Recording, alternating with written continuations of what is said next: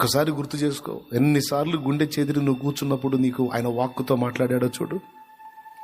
నువ్వు ఎవరెవరో మనుషులు వచ్చి మాట్లాడతారని ఎదురు చూసావు, ఎవడు కనపడలే. అప్పుడు తన వాక్కును పంపి నిన్ను బాగు చేశాడు. గుర్తు తెచ్చుకో. నువ్వు ఎక్కడో ఉంటే, ఏదో స్థితిలో ఉంటే, ఎవరు నన్ను ఆదరించట్లేదని ఏడుస్తా ఉంటే, నేనున్నాను, భయపడకు, భయపడకు, నేను నిన్ను బాగు చేస్తాను, నేను నీకు తోడై ఉన్నాను, నేను నిశ్చయముగా నిన్ను గొప్ప చేస్తాను, నిందకు ప్రతిగా పూదండను ఇస్తాను, నేను నిన్ను స్వస్థపరుస్తాను.